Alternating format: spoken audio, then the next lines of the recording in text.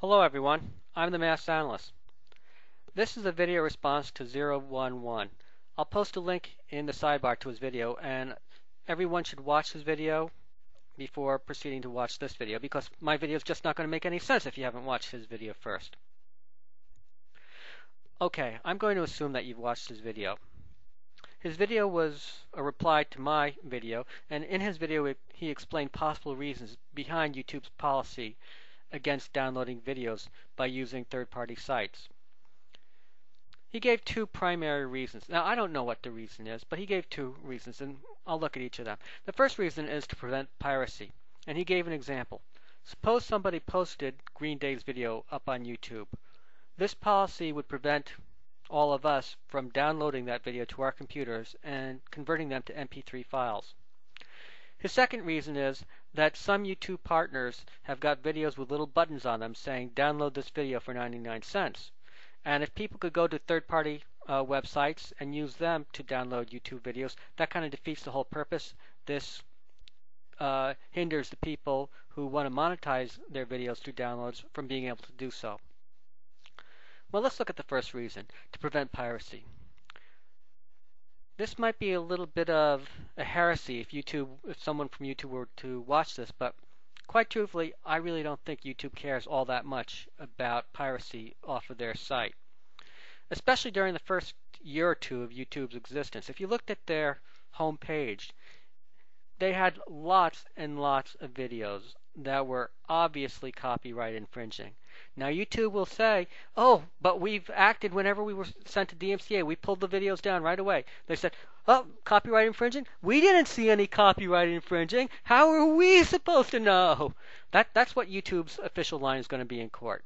But if they really, really, really cared about copyright holders, they would have been yanking anything that was obviously of commercial nature that was posted on YouTube that they had no reason to believe was authorized. I think what they do care about, perhaps, is how they look in court. Maybe they're going to use this rule in court to say, hey, look, we're doing everything we possibly can to prevent piracy. Maybe this is a sort of a cover your ass rule. I will note one thing, though. As far as I know, nobody has ever had their account suspended over violation of this rule. Now, if anyone has any examples to give me that that prove me wrong on this, then please let me know about this. But as far as I know, this is not a very heavily enforced rule. Okay, so the second possible reason is to allow people to monetize their videos by putting buttons on saying download this video for 99 cents. Well, if that was the reason, then YouTube could have written the rules for their terms of service a bit differently. What they could have said is you may download videos through third-party systems except for those videos that have a download for money feature. Any videos that we're selling, you may not use third-party software to download videos. They could have shaped the rules that way, but they didn't. Why, I don't know, but if the reason was to help monetize videos, they were certainly using a blunt tool when a sharp tool would have been required. Now, if YouTube really, really cared about this issue, if they really didn't want people using third-party software, using third-party websites to help them download videos, then how come they're not suing those third parties? Why don't they sue KeepVid or any of the others that one can use to download their videos? I can think of three reasons. I don't know what the answer is, but I suspect it's one of these three reasons. Number one, they don't want to sue other websites because they know it would be a huge PR black eye. They know they would look bad before the community. They know there would be an outcry, and they don't want that. They don't want the headaches. So that's one possible reason. Number two, they don't think they could win such a lawsuit. Maybe they don't have the standing to sue other websites if third parties use their websites to violate copyright. Maybe only the people who own the copyright of the videos have the standing. Or maybe there's no law that would provide them the grounds or the basis for the lawsuit. Maybe they can't find a cause of action. So perhaps that's the second reason why they don't sue the third-party websites. Or thirdly, maybe they just don't care about the issue that much. Maybe it's just not worth the hassles of going to the court for them. They just don't care that much. So those are the possible reasons that I can see as to why they don't sue anybody. Now, one thing that I have to strongly disagree with you is toward the end of your video, you said that if someone downloads your video and then reposts it to YouTube, then you have the right to file a DMCA notice against them. Well, maybe. If someone takes your entire video and reposts it without your permission, probably you do. But fair use is kind of a nebulous concept, and I can think of an instance, for example, an incident that happened to me. I didn't actually go through and repost it, but I think that I could have, and I would have been within my rights to. Someone made a video in which he had a veiled death threat against me. Suppose I wanted to download that video and repost it as a record to archive the death threat. People will sometimes want to bury their videos in order to bury evidence of their wrongful behavior. I think that this would be allowed under fair use. Now, whether or not they have the right to DMCA it, that's a really complicated issue. I could easily make a 20-minute video on that, and I'm not going to. But I'm not going to make a blanket statement that they have the right to DMCA your video. Under most circumstances, if you were to repost a video of another without their permission and it's the entire video unmodified, almost all other circumstances I can think of, that would not fall within fair use, and yes, you would have the right to DMCA the video. But that's not because, but that right does not stem from the fact that you violated YouTube's terms of service and downloaded it against the terms of service. That's not where the right comes from. The right comes from the fact that it falls outside of the fair use guidelines. Now, I want to point out one more thing.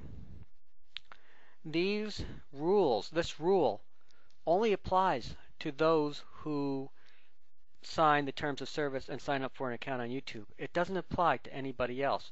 So if you haven't actually signed up for an account on YouTube, you're perfectly free to download a video from YouTube. It's kind of funny. YouTube claims, and they are indeed, the world's largest town hall for political speech. In fact, they're the world's largest town hall for speech, period. And they're saying, hey, if you want to enter the town hall, if you want to exercise your right to speak in the town hall, then you must give up your right to be able to download a video.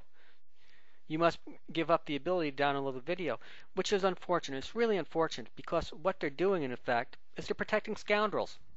May not be the purpose of it, but the only way to really effectively expose scoundrels and to show them in their true scoundrelosity is to be able to quote them and then prove where they're wrong, prove where they're lying, or what have you. Excellent example is right now, I don't know if you've been paying attention, but Don Exodus 2 has made a video about the Discovery Institute. He took clips from Fox News broadcast, and he made fair use of it. And the Discovery Institute has DMCA'd it. They had no copyright interest in it, but they DMCA'd it. But the thing is, for the purpose of this video, what I want to emphasize is that we need to be able to quote others to be able to show where they fall on their faces. We need to be able to quote others to be able to archive what they've said that's wrong. And as I mentioned before, anyone who hasn't signed up for the terms of service has the ability, and they're not violating any rules whatsoever. They're certainly not violating any laws from using third-party websites to download videos. So if you really, really want to use a video that has been uploaded to YouTube, and you want to quote from it and take little excerpts of it, and you really want to avoid violating YouTube's terms of service, here's what you do. You go to a friend who doesn't have a YouTube account. You ask your friend to download the file, and then you get the file, put that on a flash drive, or have them email the file to your computer. You put it on your computer, and then you do with it what you will. And you're not violating a terms of service. Well, this has been the Mass Analyst, under and in. I just want to clarify something I said earlier. I said you're not violating any laws if you download a video to your computer. Well, again, that probably depends. If you're downloading, say, a music video that was put up on YouTube, and you were downloading it to your computer so that you could avoid spending the $1 or $2 in order to acquire that song, then that very well may be a violation of copyright. Probably doesn't fall under fair use. And yeah, you may be violating the law there. But if you're downloading something in order to be able to get a little portion of it for fair use purposes, for commentary purposes, you're not doing this with the intention of stiffing somebody from the money that they rightfully earn by making the video, yeah, then that's not violating the law. Once again, I'm the Mass Analyst, under and in.